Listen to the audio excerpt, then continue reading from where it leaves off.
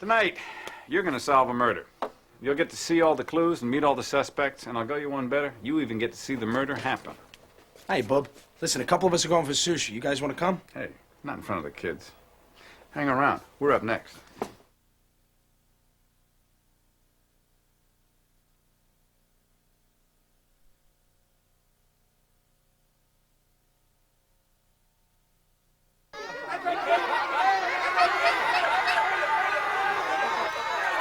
That's right, kid. Squirt that apple. That's right, get him. Keep squirting, kid. Up! Time's up. Sorry. Hey, how about a hand for our little contestant, huh? That's their target, little heart. And how about a hand for Willie?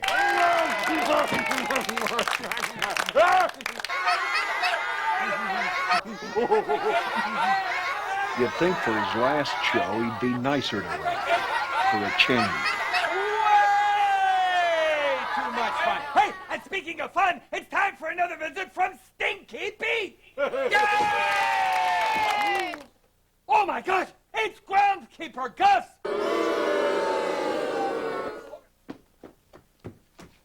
Give me back them golf balls, you thieving gopher. Sorry, Gus. Anything that passes my humble threshold is mine. Okay, gopher. Have it your way.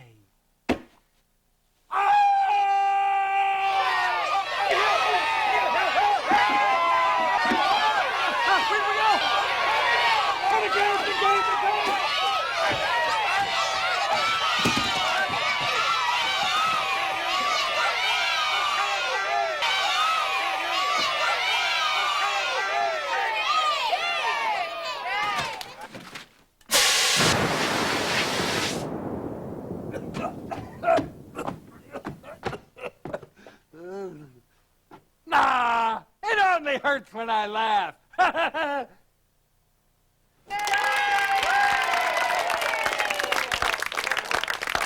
And we're out. That's wrap. Thanks for 22 years.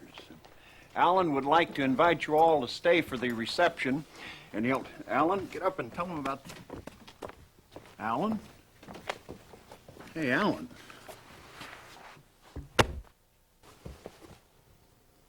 Huh. He's dead. Alan Bender, a.k.a. Billy Burroughs, natural-born funny man, even got a laugh dying. Who would want to kill the gopher that millions of kids grew up with? Well, maybe one of his friends or co-workers who spent 22 years on local television with him, only to face unemployment now while Billy cashed in on $10 million syndication deal. Tell you, kid, you burn that many people, you better be funny. Got your badge? Got your notebook? Good. I expect you to keep your usual copious notes. Let's go find out who killed Billy Burroughs.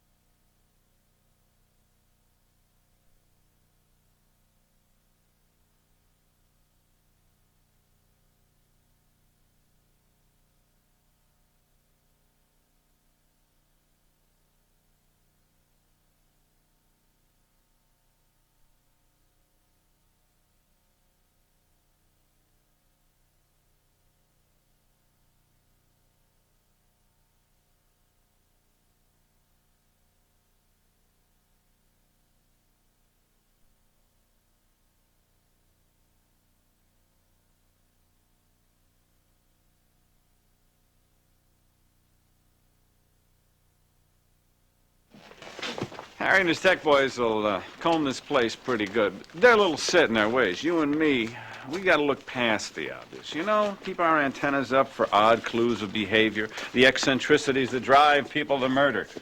You'll learn.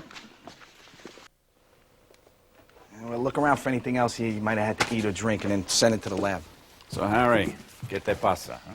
The medic on the scene noticed the capillaries in his eyes had trauma. Figured it for poisoning. We'll know what kind after the autopsy. Come here. Watch your head there. So we got a clock on this thing? Well, Bender was fine after the first taping. They do 2 a day, 10 o'clock and 1. Spent lunch on his couch in his office sleeping off a hangover. Assistant woke him up at noon to get him into makeup. Stage manager guy locks his set between tapings, so I figured whoever got to him did it between 10 o'clock and 1. Well, somebody liked him well enough to throw a farewell party for him. He threw it for himself. Oh, yeah? Is there any family we should know about? There's no kids. He's got a wife, Becky. He's visiting her sister. She's been notified. She's calling the airlines looking for a cheap return airfare. Sounds like love to me. Why don't you go talk to some of the other people he worked with? See who else loved the dirty rat. Gopher. I've been with Alan 14 years. He's never been anything but a 4-star jerk. I mean, yeah. He could make kids laugh. I guess that's a talent. But what he did to Roger was not funny. 22 years as Alan's sidekick, old Roger's got the show for it as a bad back. It's not bad enough I'm out of work. You gotta lock me out of my office, too. Dad, please. Lieutenant is trying to help. Yeah, well, actually, I'm trying to solve a murder. When you have a moment, Yeah. We'll talk later, Raj. Go and have your adjustment. I'll call you tonight, okay? Yeah. I'm sorry, Lieutenant. He gets that way when his back is out. Oh, how was he earlier? Well, I talked to him between tapings, and he sounded pretty bad, so I thought I should rearrange my schedule and be here. You were worried he'd do something rash. My dad's an actor, Lieutenant. Steady work, even playing the part of a stupid worm is tough in this town. Working for Alan let him do theater. Work that was important to him, and still meet the obligations of a father. But the idea of murder is ridiculous. It is no secret Alan was a snake, but he took care of my father. They were like brothers. So who killed Uncle Al? You know about Charlie, don't you? Brown, Chaplin, or Parker? Charlie Lake. He and Alan created the show together. They had a falling out years ago. My father said that Charlie showed up uninvited to the taping. Apparently they had a huge fight. About? Money. Anything the matter, Lieutenant? You had a partner when I came down here.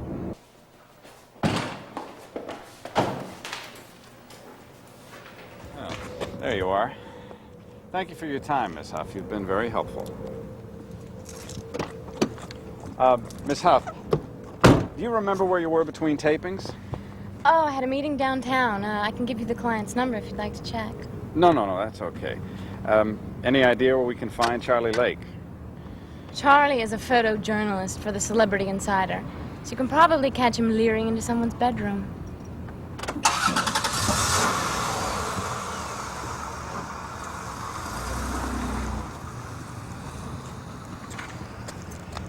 Anytime someone volunteers information, you have to ask yourself why. Now, in her case, I think she's just protecting her father, but let's remember to ask her employer about that meeting. Well, come on, let's go do some leering. Yeah, I was there between tapings, but I didn't kill him. Yeah. You want to come down from there? It's kind of hard to explain state privacy laws while you're up there violating them. In a sec, I'm losing my son. Yeah, sure, take your time. I'll just check out your cameras here. So, if I push this button here... Wait a minute, cut that out. Don't open that. Fall out of trees a lot? It's a tennis elbow. Oh. Is there something that you wanted to discuss? Yeah, your fight with Alan Bender this morning. Who said I had a fight with Alan Bender? Roger's daughter, Sydney, and I'll ask the questions. Well, Alan Bender owed me money. How much? $5 million. It's enough to kill someone. We used to share a royalty check of $76 a week. Now, 6 months ago, he offered me $5,000 for my half of the rights. He told me that it was a bookkeeping hassle. So I confronted him about it this morning. You lousy thief! You cheated me out of $5 million, and you planned the whole thing! Well, if you'd been a better businessman than you are a photographer, you might have seen it coming. No, you don't! I wanted to kill him, but I didn't. Did you speak to anyone else? No, I went to Roger's dressing room to see how he was handling all this, but he wasn't there. And as far as Sydney goes, I wouldn't listen to much of anything that she has to say. Anybody who treats their father the way she does, you know. You want to build on that a little for me, Mr. Lake? Well, I don't know. I just think that whole Uncle Alan thing is just a little weird, you know what I mean? One thing you gotta understand about Charlie. He thinks everyone's sleeping with someone. Goes with that job of his. Garlic? We interrupting dinner? Never eat before a performance. So, when did you find out you were being dropped from the show? This morning, in the trades. I'll be honest with you, I was pretty upset. What is this, huh? You lied to me, Alan. What am I supposed to do now? Go wait on tables? Is that it? Look, how can I turn down $10 million to turn my show into a breakfast cereal? $10 million. I know that. Hey. I fought to keep you on. Oh, you did? Oh, I bet you did, Alan. Look, I cannot help it if kids do not want worms in their cornflakes.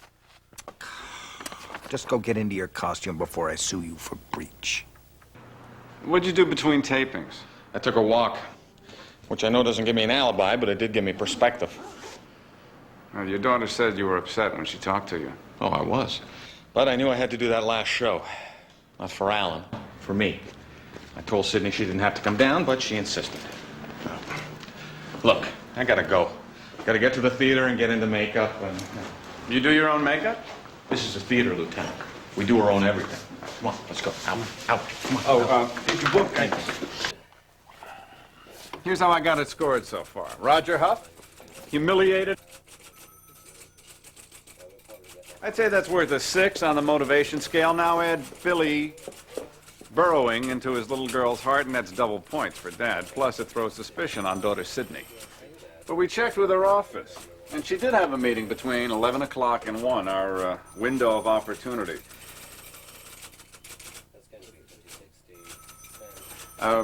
Black, right? Then there's Charlie Lake. No money, no scruples, and let's face it, he's no Ansel Adams. So who and what killed Billy Burrows? Cause of death? Metallicide. It's a common pesticide. But a guy Bender's size, he'd have to drink gallons of it. So the killer must have used the carrier. You know, something that would get the poison into the bloodstream fast. So we pump his stomach. Salad, crab cakes, creme brulee, but no carrier. It doesn't sound like the Swanson's wifey's out of town meal to me. Why don't you find out where he ate and with whom? Then the coroner notices a razor burn on Bender's face, so he does a graft. Bingo. The burn was caused by metallicide, meaning Bender didn't ingest his poison, he rubbed it on his face. See, the killer used a mixture of pesticide and DMSO. It's a deep tissue sports cream. Oh, yeah, for like tennis elbow. Or bad backs. We also found DMSO on Bender's makeup. You know the smoke he uses in his closing bit? I should have figured it out on the set by the smell. The smell? Yeah, a person who uses DMSO smells like garlic.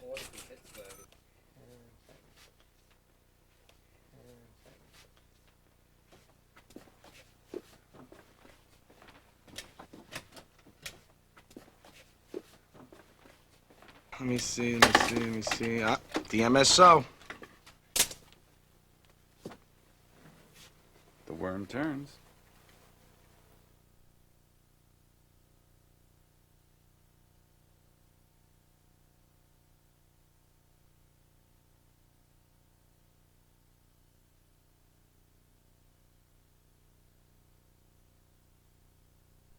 You tampered with police evidence. I didn't know my back was part of a murder investigation. It's not like DMSO is illegal. Technically, no, but then neither are steroids, technically. Everybody on the show knew I had it.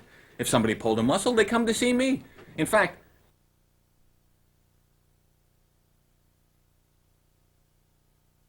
Maybe, but Charlie's daughter isn't having an affair with a man who cheated you both out of millions.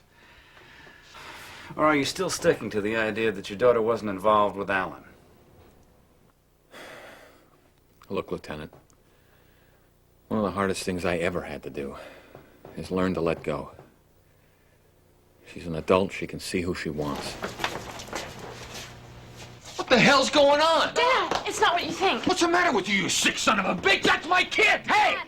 It's customary for an employee to knock before entering his boss's office. Second of all, in case you hadn't noticed, she is not a kid. Get your old man some therapy, okay? Sydney and I have shared our ups and downs, but we've always been open and honest with one another. She assured me she was not having an affair. And you believed her?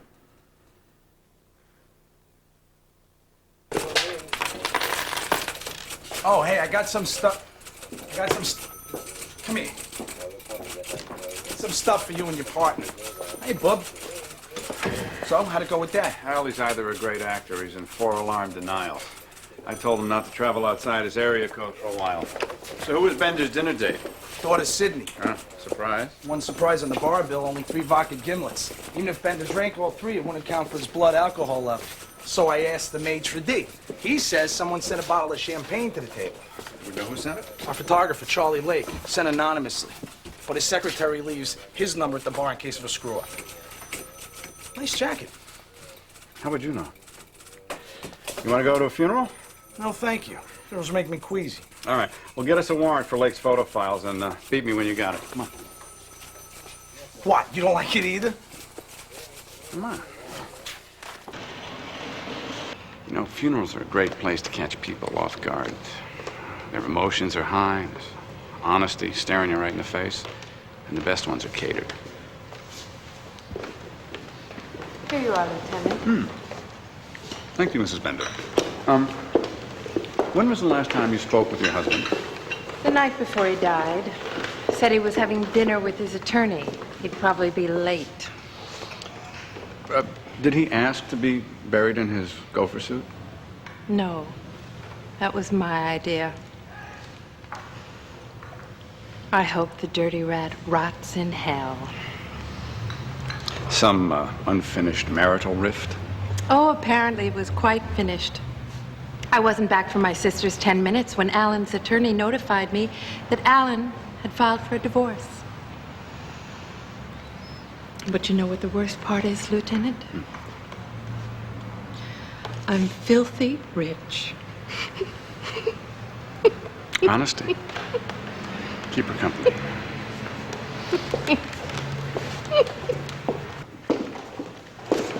Leave my father alone, Lieutenant. He didn't do it. Is that a confession? Because there's something you didn't tell me when we spoke yesterday. My affair with Alan. Yeah, you didn't think it was important? No, I figured it was important, just not relevant. My feelings for Alan may have been unhealthy, but they were far from illegal. But someone who was having an affair with Alan would know if Dad was about to get bounced from his gig. How much humiliation does a fella need? So now you think I killed him? Gee, I hope not. He just got a divorce from his wife. Not for me. He hasn't loved his wife for years. But my affair with Alan was killing someone. My father. Now, after 22 years, he was kissing everyone off. The show, his wife, sending my father out to wait on tables. I thought the least I could do was kiss Alan off. But you had dinner with Alan the night before he died. To clear the air. To end it. It was 6 months of lies and deceit. Someone sent a bottle of champagne to the table to congratulate Alan on the deal. We weren't in the mood to celebrate. We never opened it. Where did you go after dinner? I went home. I don't know where Alan went. Sorry. Will you excuse me?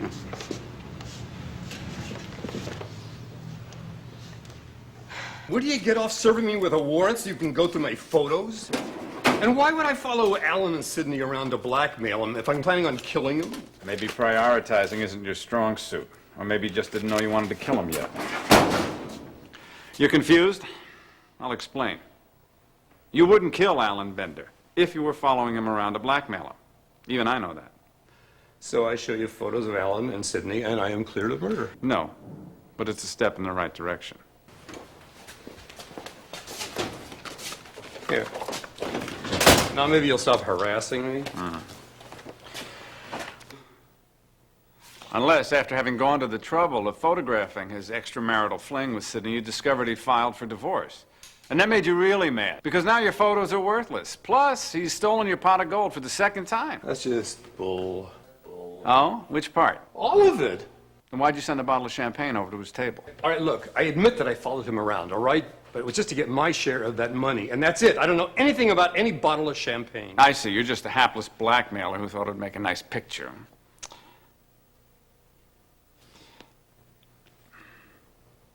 You have a secretary? In this dump, I'm lucky if I got a desk. Well, from what I can see, you're lucky you have a job.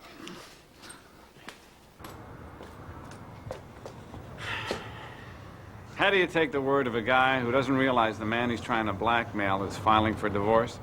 Well, being stupid doesn't make him the killer, necessarily. Now, this contact sheet of Alan's Last Supper tells quite a little story. A story of lies and greed. Your basic human suffering. What the hell's going on? Dad, And it's what not what about you think. Sydney? What's the matter with Do you, you you think she sick son loved of a Alan bitch? more That's than my she kid. hated herself for breaking her daddy's heart? And of course, our photographer, robbed of his half. Oh, that's not funny. And Bender himself. Guy who's not going to get slammed by mothers against drunk drivers still woke up with a hangover. Nothing like this ever happened to Captain Kangaroo. Here, take a look. It's obvious to me. You see a murder plot in there? No? A little disappointed in you. Because I think this contact sheet is a storyboard for murder.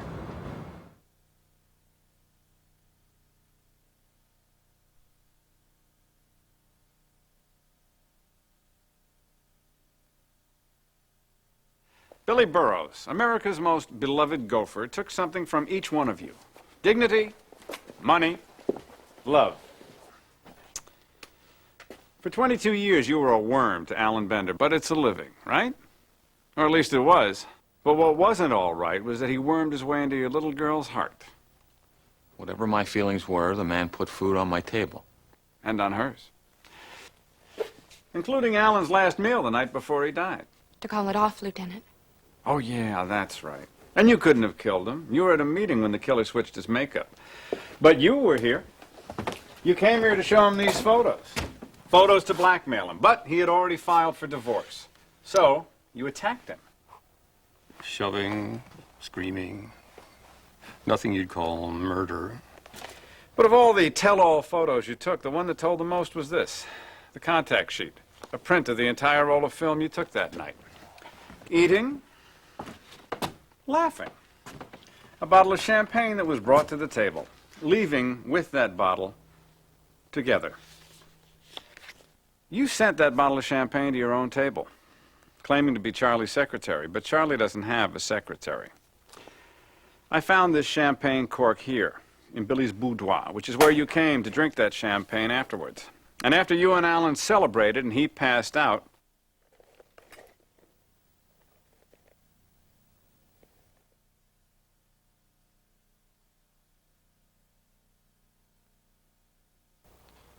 I don't know how I let it get this far. How I could have loved a man who treated you so badly.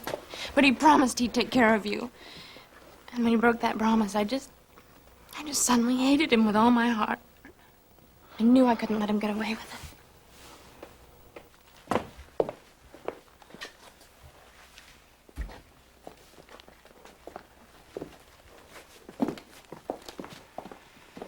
well, what are you gonna do, huh, kid?